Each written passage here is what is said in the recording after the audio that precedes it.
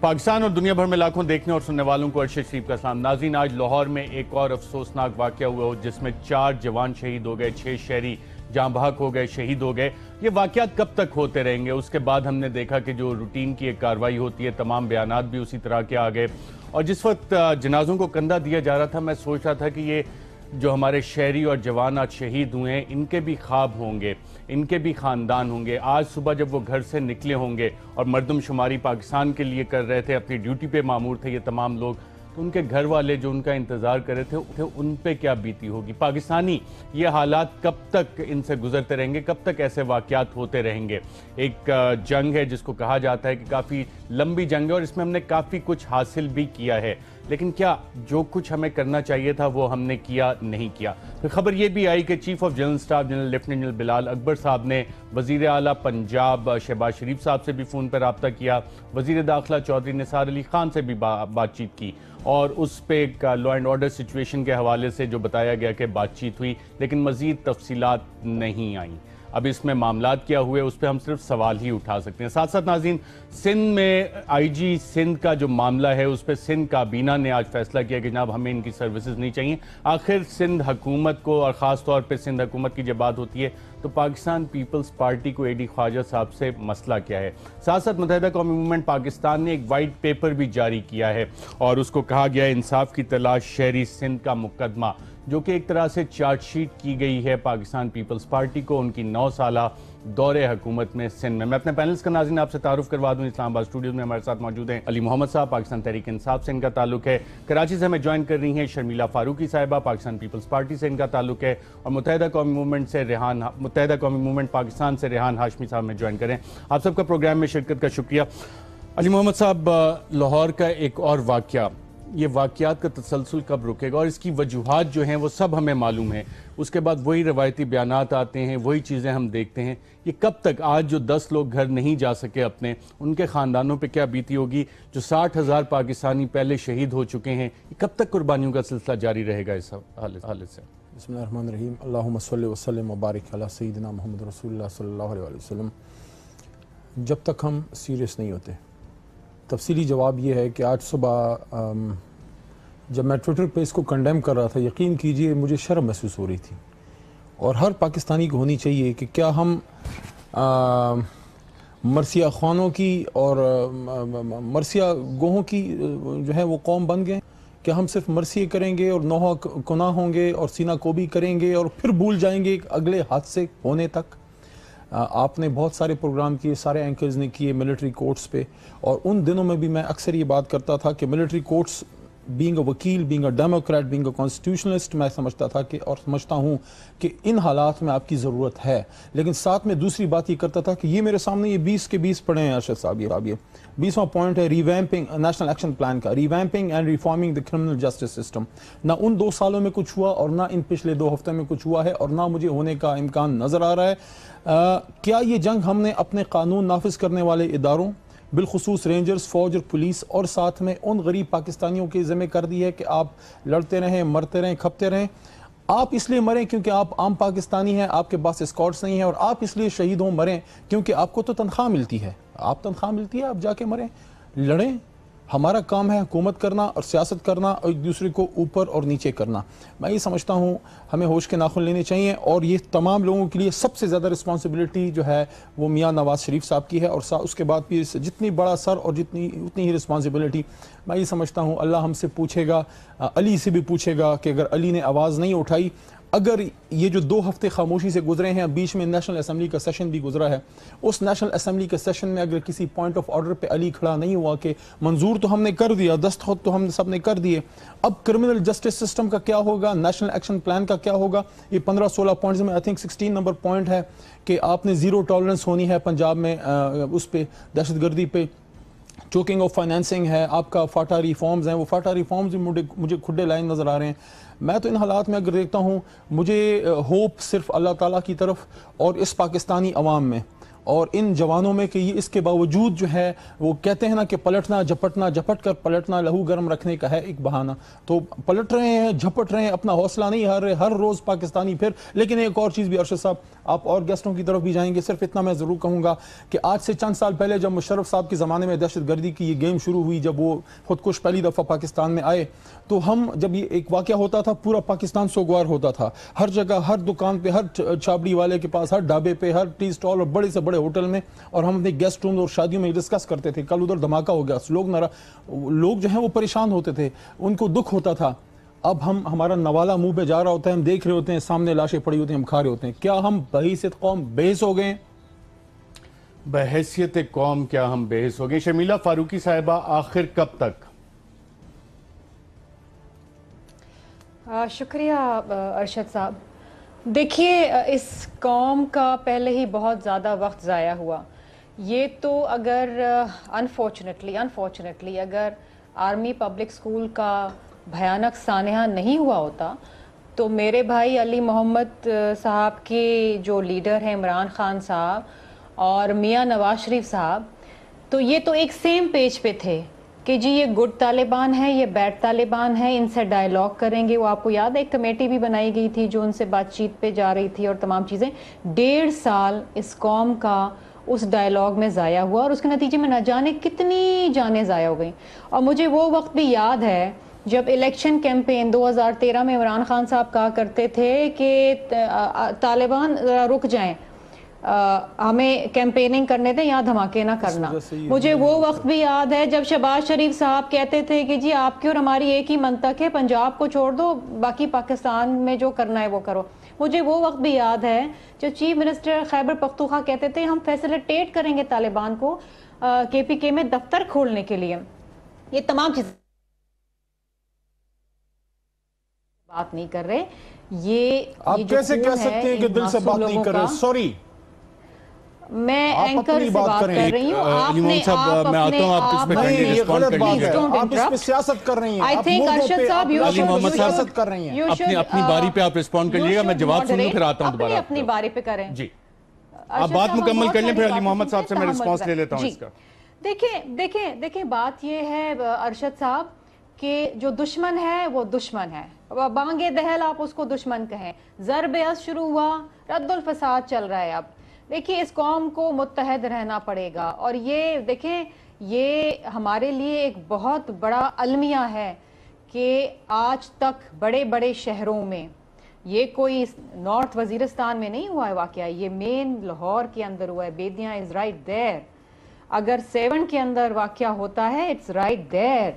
یہ ہمارے لیے کہ ہم کس حد تک کامیاب ہوئے ہیں دہشت گردی کی جنگ۔ دیکھیں یہ قوم تھک گئی ہے یہ سن کے کہ جی ہماری ہمت نہیں ٹوٹی، ہم حوصلہ کریں گے، فلاں کریں گے۔ ہم سب اپنے اپنے گھروں میں بیٹھ کے یہ سٹیٹمنٹس دے دیتے ہیں، پرائم منسٹر صاحب پرائم منسٹر ہاؤس میں بیٹھ کے کہہ دیتے ہیں۔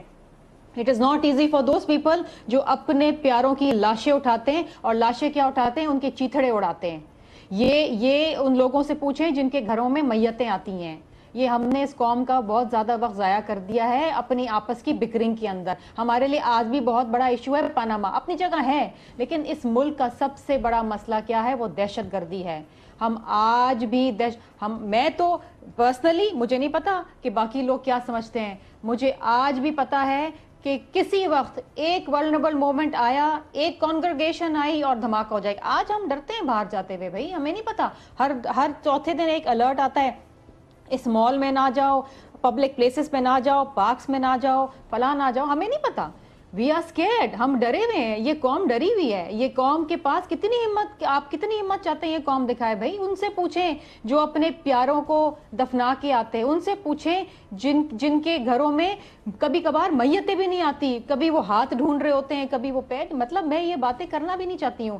انف از انف۔ اور پنجاب میں کہا جاتا تھا کہ جی ہم رینجرز نہیں بھیجیں گے، ضرورت ہی نہیں ہے۔ آپ کا home minister, sitting home minister Punjab کا دہشت گردی کی نظر ہو گیا، شہید ہو گیا، آپ نے پھر بھی کام نہیں آنے دیں گے۔ پنجاب کو نہیں ہاتھ لگانے کی، پنجاب ہے سیکرٹ، ہمارا ملک ہے، وہاں بھی اگر کوئی شہید ہوتا ہے، کچھ ہوتا ہے، ہمارا دل جلتا ہے، ہمیں تکلیف ہوتی ہے۔ لیکن یہ جو پرائم منسٹر صاحب ہے نا، جو صرف پنجاب کے پرائم منسٹر ہیں، پورے ملک کا سوچیں، خدا را پورے ملک کا سوچیں۔ اور آپ ان لوگوں کے لیے کر کیا رہے ہیں؟ آج ہمارے ایک سینسز ہو رہا ہے ملک میں، اتنے سالوں بعد سینسز ہو رہا ہے، اور آپ کے چار فوجی بیچارے شہید ہو گئے, سویلینز شہید ہو گئے. مطلب آپ یہاں پر پولیو کیمپین نہیں چلا سکتے ہیں. پولیو کیمپین چلاتے ہیں تو وہاں پر لوگ شہید ہو جاتے ہیں. بیچارے جو ایک بیچاری خواتین ہوتی ہیں جو چند روپوں کی خاطر اپنی جان. یہ سارے ایشوز ہیں, میں اس پہ آتا ہوں. علی محمد صاحب اگر آپ اجازت دیں,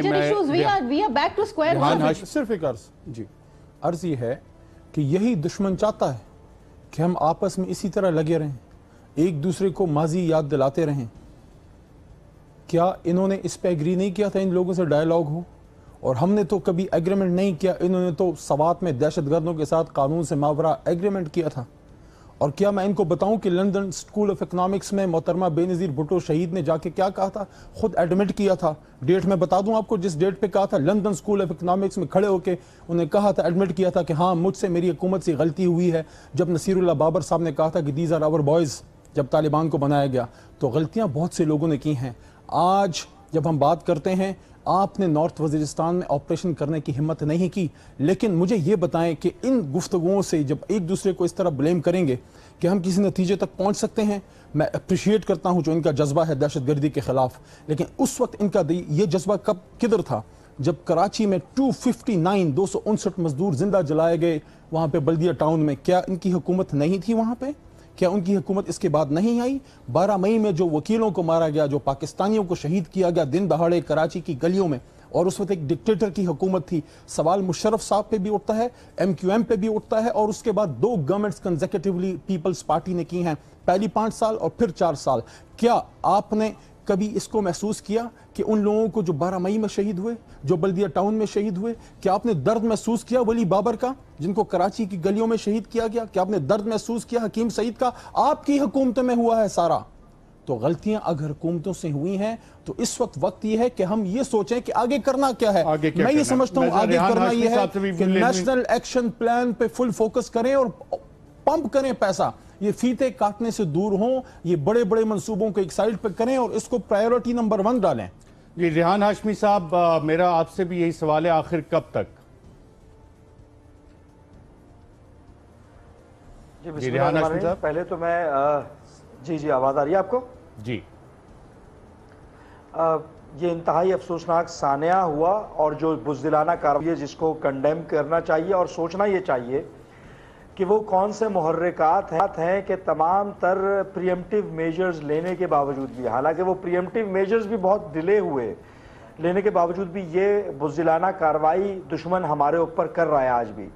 اچھا, مگر یہ سوال پیدا ہوتا ہے کہ نیشنل ایکشن پلان کہاں ہے, وہ ریہیبلیٹیشن کہاں ہے؟ نیشنل ایکشن پلان کے جو پوائنٹس تھے جن پہ عمل درآمد ہونا تھا, جس کو اسمبلی نے فلور آف دی ہاؤس تمام چیزیں ڈسکس کرنے کے بعد پاس کیا اس عزم کے ساتھ کہ ملک سے دہشت گردی ختم کر دی جائے گی, اس پہ عمل درآمد کرانے میں حکومت ناکام کیوں رہی؟ نیکٹا فعال کیوں نہیں ہوا؟ نیکٹا کہاں ہے, اس کا رول کہاں نظر آتا ہے؟ پھر پنجاب میں دہشت گردی کی وہ پناہ گاہیں کہ جس کو بارہا انڈیکیٹ کرتے رہے, اس سے ڈینائل ہوتا رہا, وہ سیلف ڈینائل کا موڈ کیوں رہا؟ اس کو ایکسیپٹ کیوں نہیں کیا گیا؟ اس کے خلاف بروقت کارروائی کیوں نہیں کی گئی؟ اور شرمیلا نے بالکل درست کہا ہے, کیونکہ جب 2013 کے الیکشنز ہو رہے تھے تو متحدہ قومی موومنٹ پیپلز پارٹی اور اے این پی ہی تھی وہ جماعت تھیں جو کہ بم دھماکوں کو سہ رہی تھیں, جبکہ ہمارے دوسرے پولیٹیکل پارٹی کے دوست انجوائے کر رہے تھے شاید, کیونکہ ان کو ایکول گراؤنڈ ان کے اپوننٹ کو نہیں مل رہا تھا, تو وہ سمجھ رہے تھے کہ شاید یہ بلا, یہ مصیبت صرف انہی پارٹی تک محدود رہے گی. مگر جناب وقت نے بتایا کہ یہ پاکستان کے دشمن ہے, یہ پولیٹیکل سسٹم کے دشمن ہے, یہ آئین پاکستان کے دشمن ہیں جو قائد اعظم کے پاکستان کو اپنے مطلب کا پاکستان بنانا چاہتے ہیں. لوگوں نے سپورٹ بھی کی, اے پی ایس کا سانحہ ہوا, ہمارے بچوں نے شہادتیں دیں, قربانیاں دیں, اس کے بعد جا کے چند لوگوں کو ہوش کے ناخن آئے اور جو ڈائیلاگ کا پروسیس, سو کال ڈائیلاگ کا پروسیس شروع کیا ہوا تھا, اس کے بعد جو کچھ بھی ایکشن ہونا تھا ہوا, پھر افواج پاکستان ان سے نبرد آزما ہوئی, ان کو ریسٹرکٹ کیا, ان کے خلاف کاروائیاں ہوئیں, اور انشاءاللہ تمام قوم اس فینومینا کے خلاف ہے. دیکھیں, مگر سوال یہ پیدا ہوتا ہے کہ نیشنل ایکشن پلان امپلیمنٹ کیوں نہیں ہوا, ریہیبلیٹیشن کیوں نہیں ہوئی, مدرسہ ریفارم کیوں نہیں ہوا, ان لوگوں کو اسٹریم لائن میں لے کر آنے کی کوشش کیوں نہیں کی گئی؟ یہ تو قوم بھگت رہی ہے.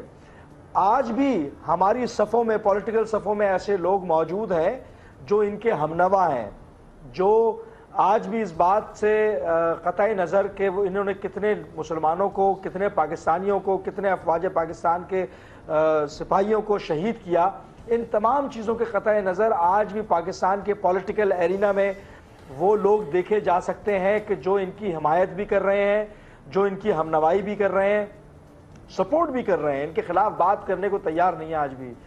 بہرحال انشاءاللہ بالکل ریحان ہاشمی صاحب، آپ نے اور شرمیلہ فاروقی صاحبہ نے اور علی محمد صاحب نے ناظرین جتنے بھی نکات اٹھائے، جب بھی کوئی بڑا واقعہ ہوتا ہے ہم یہ سوالات بار بار اٹھاتے ہیں، ہمارے جذبات بھی یہی ہوتے ہیں، اور ہم پھر یہ دیکھتے ہیں کہ فوکس اس چیز پہ ہوتا ہے کہ ہاں جناب یہ والی تصاویر چھپ جائیں، یہ والے ویژولز ٹی وی پہ چل جائیں، یہ والے بیانات چل جائیں، اور جو کرنے والے کام ہیں جیسے ہمارے تینوں پینلسٹ نے کہا ان کاموں پہ پریکٹیکل اقدامات نہیں لیے جا رہے۔ یہاں پہ ناظرین ایک وقفہ لیں گے، وقفے کے بعد جب دوبارہ واپس آئیں گے تو متحدہ قومی موومنٹ کا وائٹ پیپر، اس میں الزامات کیا ہیں، 9 سالہ پاکستان پیپلز پارٹی کا دور حکومت، ایک وقفے کے بعد۔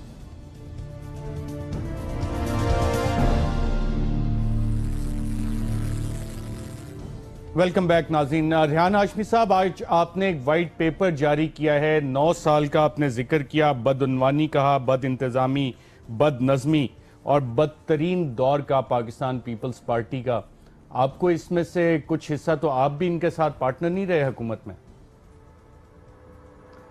دیکھیں درست کہہ رہے ہیں آپ، اور وہ میں سمجھتا ہوں متحدہ قومی موومنٹ کا ایک پولیٹیکل بلنڈر تھا، میری ذاتی رائے یہ ہے کہ جس میں ہم نے ان کے ساتھ اتحاد کیا، اور اس کا نتیجہ کیا ہوا کہ ہماری آمد اور جامد رہتی رہی۔ ان کے ساتھ کولیشن میں آتے، پھر ناراضگی ہوتی، علیحدہ ہوتے، پھر کمٹمنٹس ہوتے، اور وہ کمٹمنٹس کیا تھے کہ وہ عوام کی فلاح کے ہی کام تھے۔ اربن سندھ کو جو ڈپرائیوڈ تھا اس کے حقوق کی بات تھی بنیادی طور پہ، اور وائٹ پیپر نکالنے کا مقصد بھی یہ تھا کہ ایک عرصہ دراز سے جو چیزیں سندھ کے شہری علاقوں میں رہنے والے لوگ بالخصوص اور دیہی سندھ کے لوگ بھی بالعموم جو کہ بیچارے گزارا کر رہے ہیں بحالت مجبوری، وہ سہ رہے ہیں، اس میں جو ڈسٹریبیوشن آف ریسورسز ہیں سر فہرست وہ پوائنٹ ہے کہ جناب آپ نے جو ریسورس کی ڈسٹریبیوشن تھی وہ آپ پراپر طریقے سے نہیں کر رہے، اس میں آپ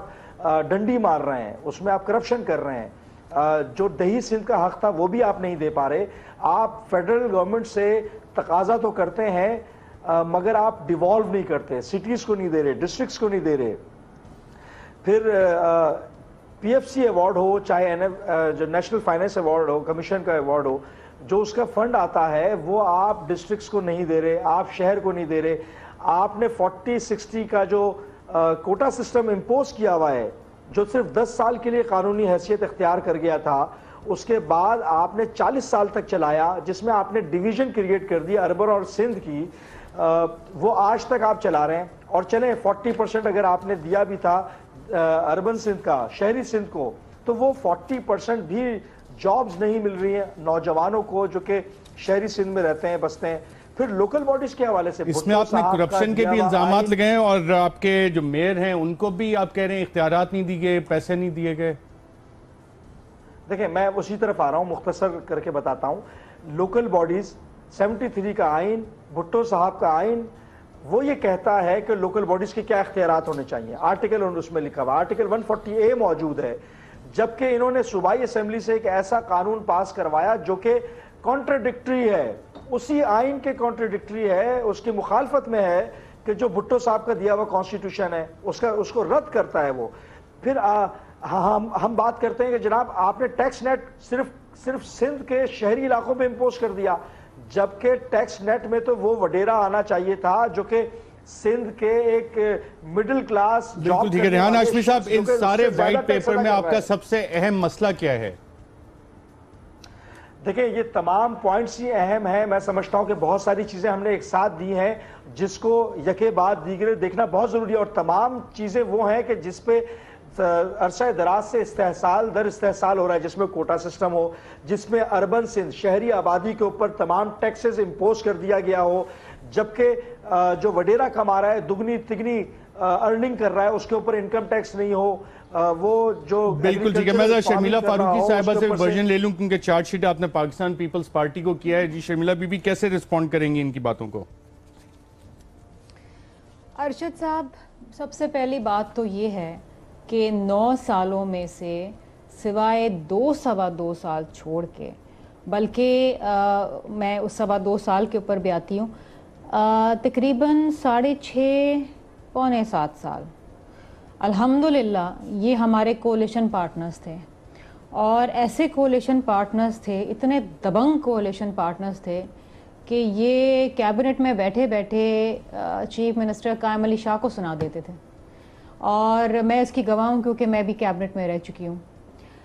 health ministry one of the major ministries ان کے پاس تھی, انڈسٹریز ان کے پاس تھی, اوقاف ان کے پاس تھی, آئی ٹی ان کے پاس تھی, اور one of the few human rights ان کے پاس تھی. مطلب بڑی اچھی وہ منسٹریز سوشل سیکٹر کی جس میں آپ ڈیلیور کر کے لوگوں کو دکھا سکتے تھے. اچھا, اب اس سے اس 9 سال سے پہلے آ جائیں, جنرل مشرف کا دور, جناب ارباب رحیم کی دور میں ایک ایم کیو ایم کے منسٹر کے پاس 5 وزارتیں تھیں, including home ministry and all the ministries. ایک وزیر کے پاس 5 وزارتیں تھیں, اور بڑا مطلب وہ ایک بڑا عروج تھا ایم کیو ایم کا. میرے بھائی ہیں, میں ان سب کی بڑی عزت کرتی ہوں, میں ان کے ساتھ کیبنٹ میں رہ چکی ہوں 8 سال, اور میں چشمدید گواہ ہوں کہ جو یہ چیز مانگتے تھے, جو یہ فریڈم مانگتے تھے ٹو رن دوز منسٹریز, ان کو ملتی تھی. کوئی انٹرفیئر, یہاں تک کہ ہم جو پیپلز پارٹی والے کیبنٹ ممبرز تھے, ہمیں اس بات کی اجازت نہیں تھی کہ ہم ان کی منسٹری سے کوئی کام کرا لیں یا کسی کو ریفر کر دیں, اور اگر ہم کبھی کر بھی دیتے تھے نوکری ووکری کی وجہ سے تو وہ پوری نہیں ہوتی تھی. ڈاکٹر سکیر اب ایم کیو ایم پاکستان کے اندر ہیں, he held health ministry for 5 years, 5 سال اگر آپ کے پاس آپ ایک وزارت ہو, آپ بڑی پالیسیز بنا کے بڑا چینج لا سکتے ہیں. اچھا, اس کے بعد یہ تمام چیزیں یہ کبھی ڈسکس نہیں ہوئی کیبنٹ کے اندر, کوٹا سسٹم فلاں, یہ زیادتی وہ زیادتی. میرا خیال ہے کہ اب یہ جو ایک الیکشن کا سال آ رہا ہے, یہ الیکشن کے سال میں بہت سارے ایک دوسرے کے اوپر میرا خیال ہے لوگ الزام فراں لگائیں گے. یہ الیکشن موڈ ہے. اچھا, اب یہ 2 سال کیوں نہیں, آپ کو پتہ ہے کہ یہ تو اگر 9-0 کے اوپر چھاپا نہ پڑتا اور یہ ایشوز نہ آتے تو یہ دوبارہ کیبنٹ جوائن کر رہے تھے, اور ہمیں انفارم کر دیا گیا تھا کہ جی یہ کیبنٹ جوائن کر رہے ہیں اگلے ہفتے سے. وہ تو یہ تمام کارروائیاں شروع ہو گئیں, ہر چیز ہو گئی, تو یہ جی کا جانا ٹھہر گیا, ورنہ یہ دوبارہ آ رہے تھے. یہ کوئی ایشوز کبھی ڈسکس نہیں ہوئے. ہاں, اسمبلی میں کبھی کبھار شور شرابہ یہ ضرور کرتے ہیں کیونکہ وہاں میڈیا ہوتی ہے پبلک کنزمپشن. ریحان ہاشمی صاحب, میں آپ کی طرف دوبارہ آؤں گا, لیکن علی محمد صاحب سے میں جان لوں. علی محمد صاحب, جیسے شرمیلا بی بی کہہ رہی ہیں, الیکشن ووٹ کے لیے اب ان کو ہم بہت برے لگ رہے ہیں, ہم لگ رہا ہے کہ ہم سندھ کے ساتھ بڑی زیادتی کر رہے ہیں, ہم ان کے ساتھ بڑی, میں خود اردو سپیکنگ ہوں, میرا تعلق پیپلز پارٹی سے ہے. رائٹ. شرمیلا فاروقی صاحب, میں علی محمد صاحب کا بھی اس پہ پوائنٹ آف ویو لے لوں, پھر میں آتا ہوں ریحان ہاشمی صاحب کی طرف دوبارہ. الیکشن موڈ کے لیے ہے یہ وائٹ پیپر؟ ارشد صاحب, مے بی اور مے بی ناٹ. ہو سکتا ہے ان کو کوئی ڈیل چاہیے ہو, کیونکہ بیسیکلی یہ تینوں جماعتیں ڈیل کی سیاست کرتی ہیں. مجھے آپ ایک بات بتائیں ارشد صاحب, ایک کام اگر پاکستان میں غلط ہے, اگر جھوٹ بولنا پاکستان میں غلط ہے, تو اسکینڈینیویا اور تبت اور سنگاپور میں بھی غلط ہی ہوگا نا. کرپشن اگر سندھ میں حرام ہے تو پنجاب اور مرکز میں حلال کیسے ہوگی؟ ایم کیو ایم پہ میرا سب سے بڑا سوال یہ ہے کہ ایک وائٹ پیپر آپ مرکز کے خلاف بھی نکالیں. ان میں جو سندھ میں جو پیپلز پارٹی نے کیا ہے وہ تو پوری دنیا کو پتا ہے. 450 ارب کا جو ڈاکٹر عاصم صاحب کا سکیم جو تھا, اب پتہ نہیں کس وجہ سے ادھر ذرا وہ کھینچ لیا گیا, ایکسیلیٹر سے پیر ہٹا دیا گیا ہے. سوال یہ ہے کہ پاناما پیپر ایم کیو ایم کیوں خاموش ہے؟ کیا ان کو وہ کرپشن نظر نہیں آتی جو دنیا میں وہ جس کے چرچے ہیں؟ اور اس پہ ایک سوال اور بھی اٹھتا ہے. دیکھیں, دہشت گردی پہ آپ نے پہلا پورشن رکھا, نیشنل ایکشن پلان کہتا ہے کہ choking the finances of the terrorist organisations, یہ آپ کا پوائنٹ نمبر 6 ہے اس کا نیشنل ایکشن پلان کا. اور مت بولیے کور کمانڈر کانفرنس میں جب کور کمانڈرز کی طرف سے, میں خیال میں جنرل راحیل صاحب کے زمانے میں جو ہوئی, انہوں نے کہا تھا کہ نیکسس ہے, اور ہم سب کو پتہ ہے کہ نیکسس ہے کرپشن میں اور ٹیررزم میں. تو کون ہے جو ان لوگوں کو پیسے دے رہا ہے؟ لیکن اگر یہاں پہ ہم پک اینڈ چوز کریں گے, اگر مجھے ارشد شریف پسند ہے تو میں اللہ نہ کرے آپ کرپشن کریں، لیکن آپ پہ میں خاموش ہوں، اور میں جو ہے اپنا ہاشمی صاحب اگر کریں مجھے پسند نہیں ہے تو اس پہ میں بولوں۔ دیکھیں اگر آپ ایم کیو ایم سمجھتی ہے کہ کرپشن غلط ہے اور ہماری جڑوں میں بیٹھ گئی ہے اور ناسور اور کینسر ہے، تو پھر آپ سندھ میں جو آواز اٹھاتے ہیں وہ مرکز میں بھی اٹھائیں۔ پاناما پہ ایم کیو ایم خاموش، پیپلز پارٹی خاموش تماشائی، اے این پی خاموش تماشائی، مولانا فضل الرحمان صاحب خاموش تماشائی، اور اچکزئی صاحب خاموش تماشائی۔ کوسچن یہ ہے کہ یہ جو لوٹا گیا ہے یہ تو پاکستانی عوام کے خزانہ لوٹا گیا ہے۔ آپ پک اینڈ چوز کرنے والے کون ہیں کہ سندھ میں بولوں گا، پنجاب میں خاموش رہوں گا، پنجاب میں بولوں گا، سندھ میں خاموش رہوں گا۔ دس از رانگ۔ اگر کرپشن ہے پختونخوا میں ہے وہ بھی غلط ہے، سندھ میں ہے وہ بھی غلط ہے، مرکز میں ہے وہ بھی غلط ہے، پاناما پہ بھی بولیں جس طرح آپ سندھ پہ آج بولیں۔ جی ریحان ہاشمی صاحب۔ اچھا دیکھیں ارشد، میں شرمیلا نے جو بات کی ہے نا وہ تو ایزمپشنز اور ہائپوتھیٹیکل افسانوی بات کی ہے جس کا کوئی ثبوت تو مطلب مجھے نہیں معلوم کہ کہاں سے انہوں نے ایزیوم کیا ہے۔ ہمارے پاس تو یہ وائٹ پیپر ثبوت اور شواہد کے ساتھ موجود ہے جس میں ہم نے تمام چیزیں یکے بعد دیگرے مینشن کی ہیں، جس میں اسٹیٹسٹکس دیا ہے، ریفرنسز دیے ہیں، کورٹ کے ڈائریکٹیوز دیے ہیں، کورٹ کے ریمارکس تک دے دیے ہیں ہم نے، کوٹا سسٹم کے حوالے سے ہو، چاہے وہ اربن سندھ کے ساتھ ڈسکریمنیشن کے معاملات ہوں اور کب سے ہو رہا ہے، کتنا ہوا، کتنا استحصال ہوا، او زیڈ ٹی کے معاملات ہوں، جو فیڈرل گورنمنٹ یا پروونشل گورنمنٹ شیئر دیتی۔ جی ناظرین، ہمارے سگنلز کا کچھ ایشو ہے، یہاں پہ ایک وقفہ لیتے ہیں، وقفے کے بعد دوبارہ آپ کی خدمت میں حاضر ہوتے ہیں۔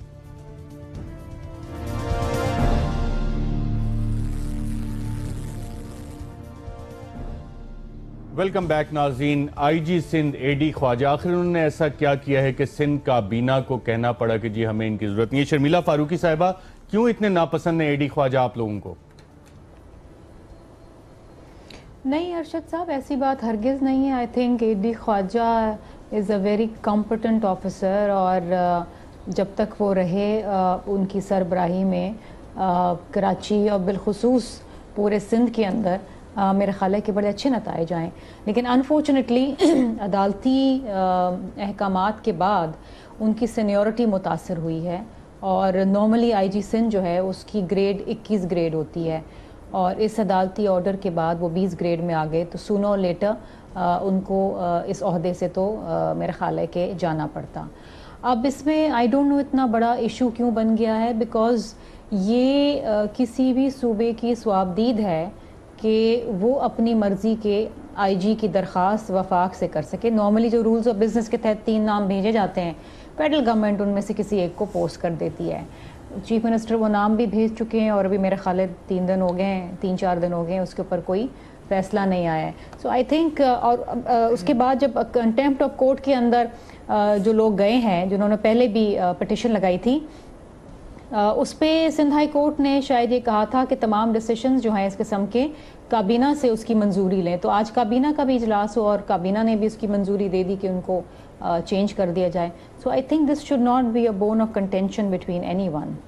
بالکل ٹھیک ہے، لیکن شاید وفاقی حکومت اس کو کسی اور طرح سے دیکھ رہے۔ ریحان ہاشمی صاحب، کیا جیسے شرمیلا بی بی بتا رہی ہیں یہی واقعہ معاملات ہیں اور عدالتی احکامات کی پابندی کرنے کے لیے سندھ حکومت نے، سندھ کابینہ نے آج یہ فیصلہ کیا ہے؟ دیکھیں، میری کچھ چیزیں رہ گئی ہیں مختصراً۔ میں علی نے ایک بات کہی کہ ڈیل کی سیاست، تو بہت معذرت کے ساتھ ڈیل کی سیاست تو مشرف صاحب کے ساتھ پہلی ڈیل کس نے کی تھی؟ کون سے سیاستدان نے کی تھی جس کو سب نے رد کر دیا تھا شروع میں؟ تو بہت معذرت کے ساتھ ڈیل کی بات کریں گے تو بہت ساری چیزیں کھلیں گی۔ ہاں، مرکز کے خلاف بات کرنے کے حوالے سے نہیں، میں آپ کی بات نہیں کر رہا ہوں، علی کی بات کر رہا ہوں، علی کی بات کر رہا ہوں، علی کی بات کر رہا ہوں، علی کی بات کر رہا ہوں۔ علی نے ڈیل کی بات کی تھی نا کہ ڈیل کی سیاست کر رہے ہیں، تو میں علی کو یہ کہہ رہا ہوں کہ ڈیل کی سیاست تو کس نے نہیں کی؟ پی ٹی آئی نے نہیں کی؟ کیا مشرف صاحب کے ساتھ ڈیل نہیں بنا رہے تھے یہ جس کو سب رد کر رہے تھے؟ اچھا، پاناما کے خلاف آپ نے اگر واویلا نہیں کیا ہوتا، پاناما کے اوپر آپ نے پوائنٹ سکورنگ نہیں کی ہوتی، اس کو آپ نے موضوع بحث اتنا چھیڑ کر اپنی پوائنٹ سکورنگ کے چکر میں بدنام کر دیا، اس کا تو رزلٹ آنا چاہیے تھا۔ ہم پر امید تھے کہ پاناما کے اوپر کوئی نہ کوئی رزلٹ آئے گا مثبت، مگر اتنا بدنام کر دیا گیا، پوائنٹ سکورنگ کرتے رہے کہ اب جو رزلٹ آ بھی جائے، اور رزلٹ میں چاہے وہ میاں صاحب کے خلاف بھی آئے، تو اس کے جو دور رس نتائج ہونے چاہیے تھے پورے پاکستان کے کرپٹ پولیٹیکل سسٹم کے اوپر، کرپٹ سسٹم کے اوپر، بیوروکریٹک سسٹم کے اوپر، وہ ڈیپ روٹڈ امپیکٹ اب نہیں ہوں گے کیونکہ آپ نے پولیٹیسائز کر دیا ہے اس کو. ہاں بات کرنی چاہیے تھی تو نیب کے چیئرمین کے اوپر بات کرنی چاہیے تھی کہ نیب کے چیئرمین کی تقرری کیسے ہوتی، کون کرتا، کیسے کرنا چاہیے تھا اس کو، اس کے کرائیٹیریا کیا ہونا چاہیے تھا. یہ موضوع بحث معذرت کے ساتھ نہیں رہا. موضوع بحث صرف پوائنٹ سکورنگ رہی جس سے ہم نے وہ چانس جو ہم لے سکتے تھے من حیث القوم کرپٹ ایلیمنٹس کے خلاف وہ ہم مس کر چکے ہیں، سوری ٹو سے. تو یہ تو انفارچونیٹلی ہے. اور سندھ گورنمنٹ بہت معذرت کے ساتھ سندھ گورنمنٹ کا انداز حکمرانی ایسا ہے کہ اپنے مطلب کے لوگوں کو صرف پولیٹیکل بینیفٹ حاصل کرنے کے لیے ڈپیوٹ کرتے ہیں، جبکہ میں سمجھتا ہوں کہ یہ سسٹم ختم ہونا چاہیے. چاہے وہ پولیسنگ کا نظام ہو، چاہے وہ بیوروکریٹک سسٹم ہو، چاہے وہ کوئی بھی سسٹم ہو. لگتا ہے ایسا ہے کہ سندھ گورنمنٹ جو ہے وہ اپنے بینیفٹ کے لیے صرف اٹھا کر کسی کو ادھر ڈالتی ہے اور کسی کو فارغ کرنے کی کوشش کرتی ہے. بظاہر ان کا عوام سے دوستی کا انداز جو ہے وہ نظر نہیں آتا کہ بہتری کی طرف جا رہے ہوتے. آپ کے پاس رینجرز موجود تھی، رینجرز کی موجودگی کا کیا فائدہ اٹھایا آپ نے؟ رینجرز کی ایکسپرٹیز کا کیا فائدہ اٹھایا آپ نے؟ کیا پولیس کو ڈی پولیٹیسائز کیا؟ کیا پولیس کو اکوپ کیا؟ کیا پولیس کی ٹریننگ کروائی؟ ریکروٹمنٹ میں آپ نے کیا ہیلپ لی؟ تو تبھی ہم نے کئی دفعہ کہا تھا کہ بھائی جتنے بھی گریوینس موجود ہوں لیکن کم سے کم رینجرز کی موجودگی کا فائدہ لینا چاہیے تھا پیپلز پارٹی کو. پولیس کو ڈی پولیٹیسائز کرنا چاہیے تھا کیونکہ اگر پولیس کو ڈی پولیٹیسائز کریں گے آپ تو چاہے وہ کسی کے بھی نقصانات ہوں لیکن اس کا صوبے کو فائدہ ہوتا. لیکن آپ کو صوبے کے فائدے سے لگتا ہے کہ غرض لانگ ٹرم انسٹیٹیوشنل ریفارمز کی آپ بات کریں. علی محمد صاحب، پاناما پہ آپ نے پوائنٹ سکورنگ کی. وہ ایک ہے نا کہ نادان گر گیا سجدے میں جب وقت قیام آیا. قوم کو پتہ ہے لائن کے اس پار کون ہے اور لائن کے اس پار کون ہے. قوم کو پتہ ہے کہ ان کی لوٹی ہوئی دولت کا حساب کس نے مانگا، اور قوم کو یہ بھی پتہ ہے کہ جن لوگوں نے لوٹا ان کے خاموش یا کھلے دوست کون ہیں. میں صرف اتنا کہوں گا کہ ہو رہے ہیں سبھی چہرے اب تو بے نقاب، ہو رہے ہیں سبھی چہرے اب تو بے نقاب، وقت کا آئینہ سب کی اوقات دکھا دیتا ہے. لیکن ارشد صاحب، میری درخواست ہے اگر آپ کے پاس 40-45 سیکنڈ ہیں تو آپ نے جو آج مدعا اٹھایا، جو شہید ہوئے جوان اور پاکستانی، ان کے اعزاز میں اپنے کچھ لکھے کلمات ادا کرنا چاہتا ہوں. 27 نومبر 2011 جب سلالہ میں اٹیک ہوا اور ہماری پاک فوج کے جوان شہید ہوئے تو میں وکیل تھا اس وقت لوور کورٹس کا اور میں تھوڑا بہت لکھتا تھا. اب سیاست نے لکھنا تھوڑا بھلا دیا ہے، لیکن وہ کچھ الفاظ تھے جو میری اس کا عنوان تھا ان نون سولجر، نامعلوم سپاہی، جو کبھی اس کا اعزاز نہیں دیا جاتا، اس کا کوئی نام نہیں جانتا. I am an unknown soldier. I died today on the border defending our Pakistan. I had a home. I had children. You are safe. They are crying. Never again will my little daughter see her Bajan again. My infant son will never know why his Abu does not come just like the other friends of his to his small primary school. Who will tell him that his Abu died so that his friends would not be without their Abus? My wife will never be able to henna her young palms on the Eid of 2012. Purana hai na? Purana likha hua hai. My mother will not be able to bake her jawar ki roti and saag and lassi in the coming winters as the person for whom she did that is no more. Her lap will never see the proud head of her son again. اور آخر میں ہے باپ کے بارے میں. Tomorrow when everyone wakes up on Sunday morning, today's news of 26 Pak army martyrs would have become history. It will be discussed for a week in columns and media and then will be forgotten forever. But two old eyes, baap ki baat hai, but two old eyes will never get dry as they will never see his proud young son again. My father will not be able to send his parcels of cigarettes and sweaters to the border as his son does not live there anymore. He is no more. آئیں خدا کا واسطہ ان شہداء. اس کا علی محمد صاحب جتنی passionate آپ نے یہ باتیں کی، اگر تھوڑا سا اس کا مفہوم اردو میں بتا دیں تو بہت سارے لوگ آپ کی ان فیلنگز کو زیادہ بہتر سمجھ بھی سکیں گے. 27 نومبر میں 2011 میں جب سلالہ پہ امریکنوں نے اٹیک کیا، پاکستان فوج کے جوانوں کو شہید کیا، تو میں نے اس میں، اور اس کا تھیم یہ ہے کہ ایک अननोन सोल्जर है, एक सिपाही जिसका नाम किसी को नहीं मालूम, गुमनाम सिपाही, वो एक खत लिख रहा है अपनी शहादत के बाद, जिसमें वो ये कहता है कि मेरे बच्चे पूछते हैं कि हमारा बाप किधर है, तो उसको बताओ कि तुम्हारा बाप अब अपने बच्चों के स्कूल इसलिए नहीं आता कि उसके दोस्त बगैर बापों के ना रहें, उसने कुर्बानी दी है। फिर कहता है कि अब मेरी माँ साग और लस्सी और रोटी नहीं पकाएगी जवार की, क्योंकि जिस बेटे के लिए पकाती थी वो अब नहीं है। मेरी यंग वाइफ जो है अब अपने हाथों पे मेहंदी नहीं लगाएगी, क्योंकि किसके लिए लगाए। और फिर बाप की बात है कि बाप जो है वो जो पार्सल, आपको, मैं आर्मी फैमिली से बिलोंग करता हूँ, काफी मेरे रिलेटिव्स हैं, कि पार्सल जब भेजा जाता है वो किसको पार्सल भेजे यार, उसका बाप किसको पार्सल भेजे, वो तो शहीद हो गया। क्या हमें उन शहादतों की कदर है? देखिए हम शहादतों से डरने वाली उम्मत नहीं है। हजरत इमाम हुसैन रज़ी अल्लाह तआला अन्हु के हम वारिस हैं, हजरत अमीर हमजा रज़ी अल्लाह अन्हु के वारिस हैं, लेकिन क्या शहादतों की हम कदर कर रहे हैं? जिस तरह ये शहादतें दी जा रही है, नेशनल एक्शन प्लान की बात होती है, कौन डिस्कस करता है? इधर डिस्कस होती है, पॉइंट स्कोरिंग करके चले जाते हैं। मैं समझता हूं अल्लाह हम सब से पूछेगा, जिसका इतना इख्तियार है और जिसका इतना इख्तियार है। अल्लाह मियाँ साहब से भी पूछेगा, अल्लाह जनरल राहील साहब से भी पूछेगा, और अल्लाह मौजूदा चीफ ऑफ आर्मी स्टाफ से, और अल्लाह इमरान खान और जरदारी साहब और अली मोहम्मद और अरशद शरीफ से, सबसे पूछेगा। ये अली मोहम्मद साहब, शर्मिला फारूकी साहिबा, रेहाना साहब, सबका प्रोग्राम में शिरकत पे शुक्रिया। नाज़रीन, अली मोहम्मद साहब के जो जज्बात थे और जो उन्होंने बातें की, इसके बाद मुझे कुछ मज़ीद कहने की ज़रूरत नहीं। आज के प्रोग्राम में इतना ही, इजाज़त दीजिएगा। अल्लाह।